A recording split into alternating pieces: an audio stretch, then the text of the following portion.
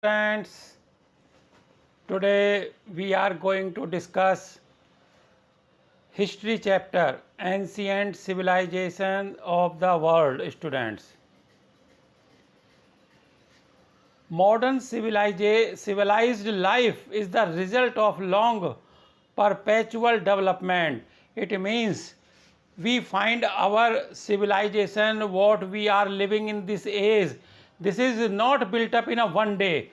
It a gradual change in our living of way.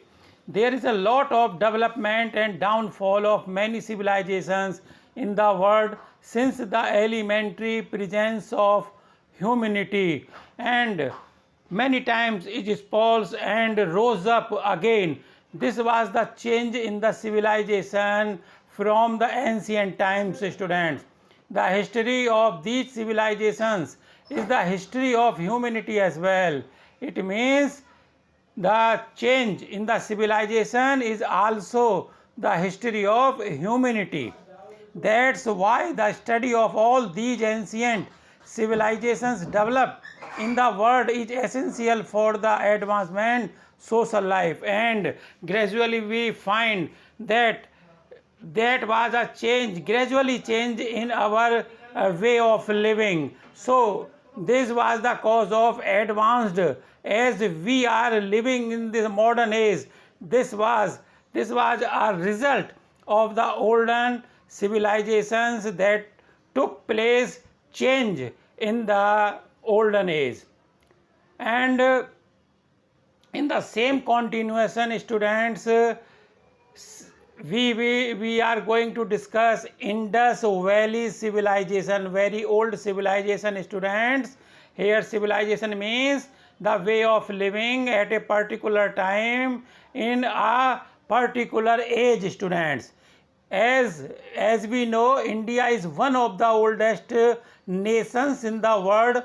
Our nation possesses the very ancient history, culture and civilization, as we are a part of the very old civilization. Our country is very old, India. So we find our culture and heritage very old. On the basis of archaeological proofs, the archaeologist has discovered that human groups wandering on the banks of India's prime rivers Saraswati, Indus and its tributaries had started colonizing 5 to 7,000 years before, and they had developed an advanced culture and civilization residing over there. As I have told you, it built up not a one day from the ancient time. Our Saraswati river, very old river of India, on its banks we find wandering people of human groups. Those used to go here and there for searching food and shelter. Students, they colonized, they built their houses there before 7,000 years.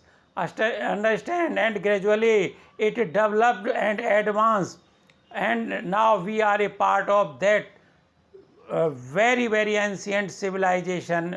Students, and in this map you find Indus and the other rivers also. Students, and they goes Gujarat side to the west, and run of Kutch they merges into the ocean. Students, the origin of river Indus is considered from Sangkhwab Singmukh glacier at the north of the Kailash Mansarovar in Tibet. If we talk about the origin of this river Indus, it is considered that it origin from Sangkhwab Singmukh glacier at the north of Kailash Mansarovar in Tibet. The origin of river Saraswati is perceived from the Shivalik hills, and likewise the Saraswati river also originated from the Shivalik hills. It enters in the plains near Adi Badri from here and enters in the Nohar, Rajasthan from Sirsa, Haryana, while flowing in southwest along the Kurukshetra, Ghagar and Hakada. And this is the traveling path of the Saraswati river from originated Shivalik hills. It enters in the plains near Adi Badri from here and enters in the Nohar, Rajasthan. The place of Rajasthan, Nohar. From there it Sirsa, Haryana, while flowing in southwest along the Kurukshetra. Student, this is the path of the river Saraswati.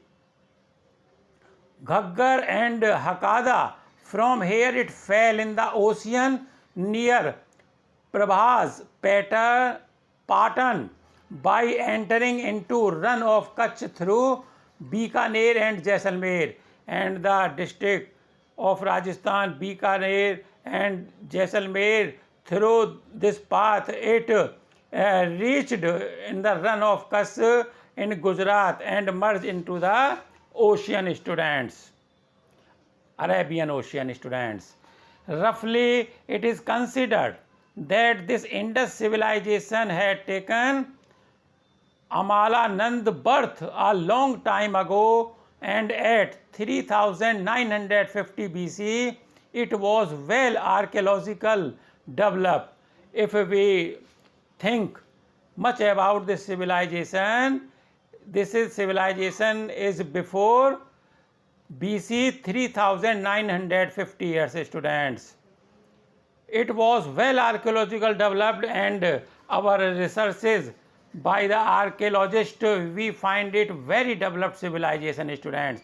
After that, in between 3250 to 2750 BC, Rajasthan had been reached at its zenith, and at the top and at the last it reached through Rajasthan. Then after 2750 BC, the termination started for this civilization, and final up to 1500 BC it was vanished totally. यहाँ हम देख रहे हैं कि एक अनुमान के तौर पर जो हमारी इंडस वैली सिविलाइजेशन है वो 3950 ईयर्स ओल्ड है, और इसका जो चरम बिंदु था, टॉप पर जो थी, जहाँ इसका उत्कर्ष था, वह 3250 टू 2750 के बीच में पाया गया है.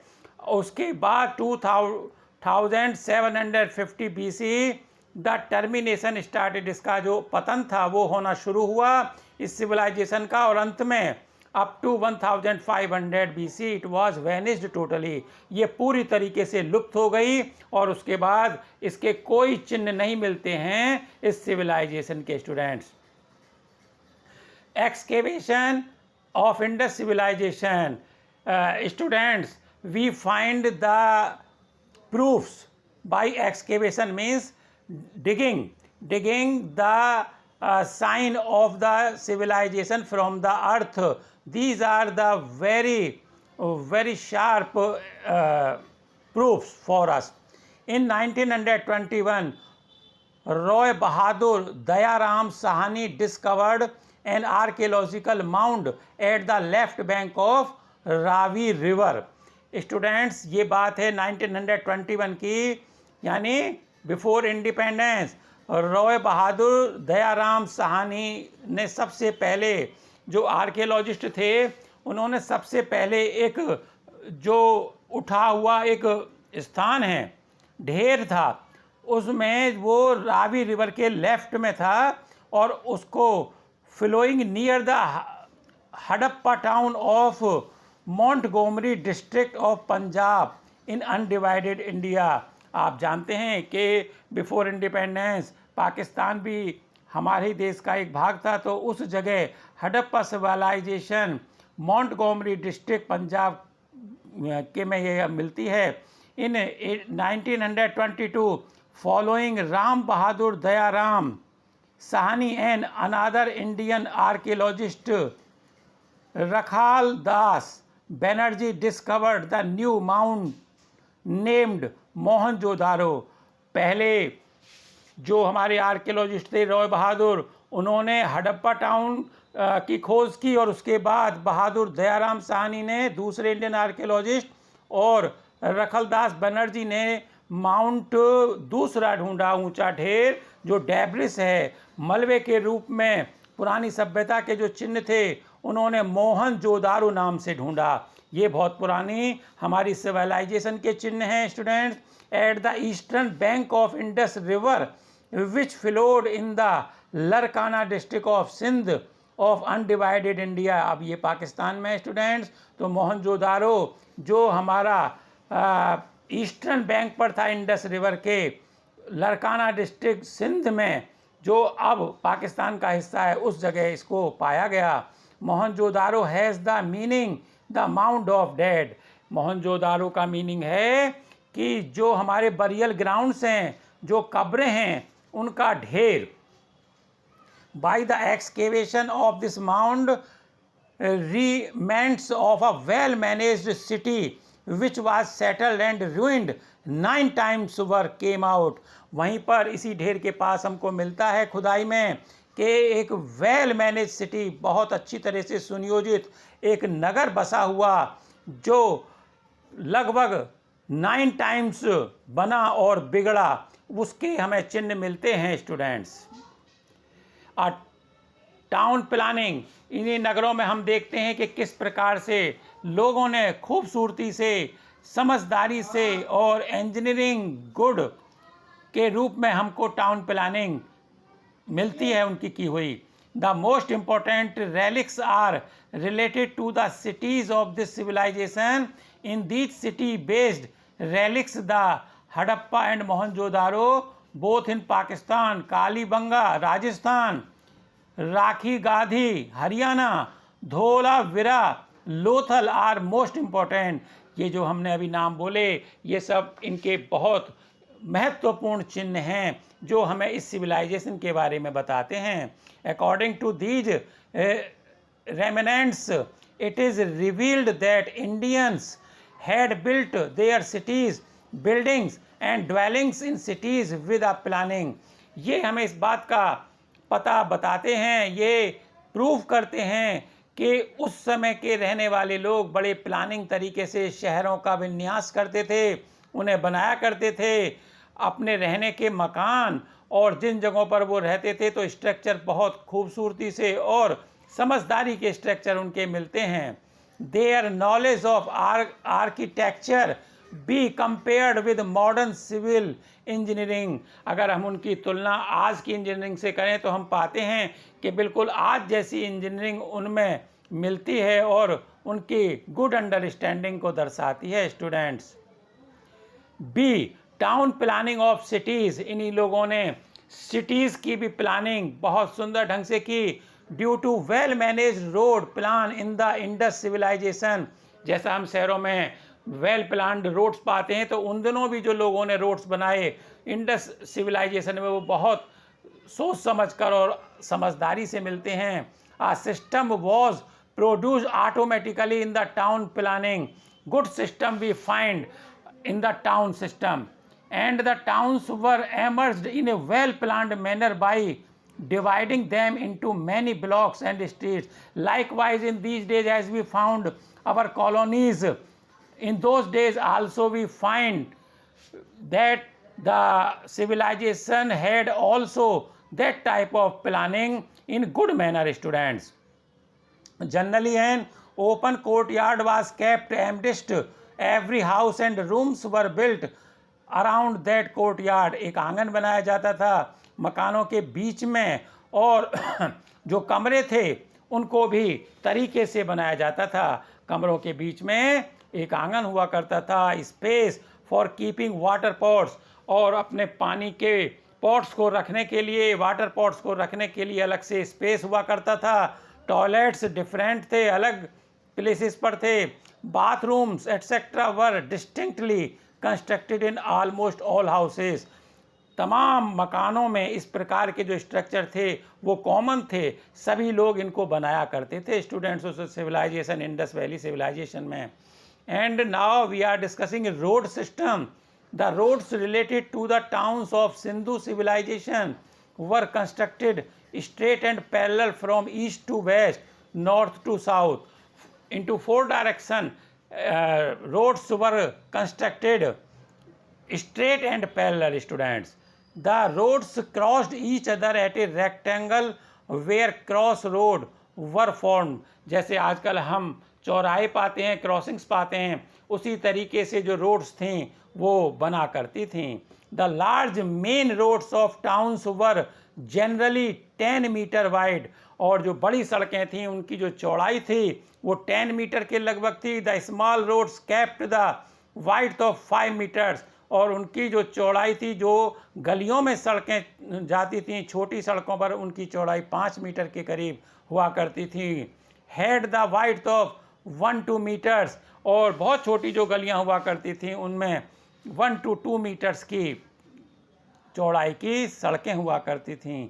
There were dustbins available at the various places of roads to collect the garbage, and this thing is notable कि उन दिनों भी लोग हाइजीनिक मैनर्स थे लिविंग के, उन पर ध्यान दिया करते थे, और डस्टबिन अवेलेबल हुआ करते थे अलग अलग स्थानों पर रोड्स के पास, ताकि कूड़े को इकट्ठा कर सकें गार्बेज कलेक्शन के लिए students. Cleanliness, drainage and sanitation management of the town. A proper sanitation system is found in the Sindhu civilization towns and its buildings. ये बड़ी खास ध्यान देने वाली बात है कि बहुत सुंदर तरीके का साफ सफाई की जो व्यवस्था थी सिंधु सिविलाइजेशन में, नगरों में, और वहाँ की जो बिल्डिंग्स थी उनमें हमें मिलती है देखने को। It can be assumed easily by observing the different types of drains, gutters, और different type की drains हम वहाँ पाते हैं, साथ ही gutters भी पाते हैं। gutters इस तरीके के यानी covered जो हमारी drains थी, ताकि उनमें जो गार्बेज है वो जाकर उन्हें चौक ना करे, ये उन दिनों भी लोग सोचा करते थे। made on streets road and main roads of towns, these were built in the main roads of street roads also, students. So an adequate system for drainage of sewer was found. So it shows very prominent thing that people were aware about hygiene in those days also, students.